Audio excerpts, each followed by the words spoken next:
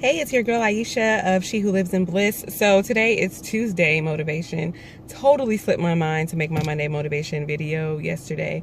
So thank you for tuning in, even though I'm a day late. So today I want to talk to you about something I posted on Facebook a few days ago. And what I said was, it feels like pain, but it's really a setup. And that's just something that I felt in my spirit. And the scripture that it brought to mind, or this Bible story, if you will, was when Joseph was sold into slavery by his own brothers who hated him because he was his father's favorite. They sold him into slavery. He ended up working for Potiphar. He moved up in Potiphar's house, but then Potiphar's wife lied and said that he raped her. And so he was falsely accused of rape and was sent to prison. And then when he was in prison, he interpreted someone's dream, and that person was supposed to go and tell the Pharaoh and then get Joseph out of prison. The guy forgot all about Joseph, and then finally somebody remembers Joseph. He interprets the Pharaoh's dream. He gets out of prison. He moves up in rank, and he is second in command to the Pharaoh of Egypt, right? And so he's running things at this point.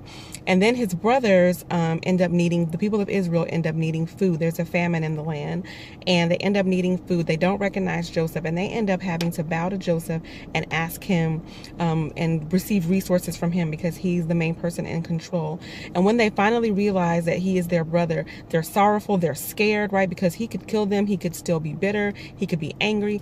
And Joseph is like, I love you. He falls on them, he kisses their neck, he cries, he says, I'm gonna take care of you, I love you.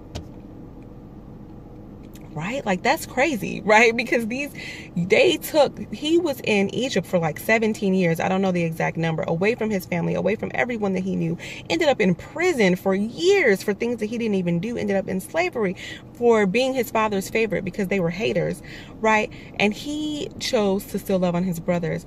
And what he says is in Genesis 50 verse 20, what you meant for evil, or what the devil meant for evil, God meant for good, right? And so basically, even though he went through all of that trauma and all of those awful things, if he had not gone through those things, he would not have ended up in the position that he was in Egypt, to be able to take care of his family, to feed them and to cover them and nourish them and all of those things.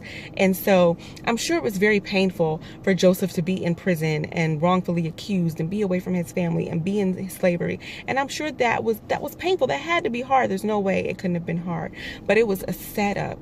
It was a setup for him to end up blessing his family, for him to end up being second in command to Pharaoh, the king of Egypt, which is, a big deal, obviously, right? So all of that pain and all of that heartache was a setup. God was setting him up not only to bless him, but then he ended up being able to bless his brothers and his father, and he was reunited with his family, and he was able to feed them and essentially save their lives. So all that pain was a setup for blessing and for the people of Israel to continue on and live. So whatever you were going through, the reminder for myself, whatever I'm going through, whatever challenges I'm facing, obstacles, things that I feel are going wrong, it's a setup. I'm choosing to see it as God is working. God has a master plan. I have the victory, and it is a setup. God is just setting us up, setting you up for your blessing, for your breakthrough, to get you in the position to be able to bless others and to be on your come up.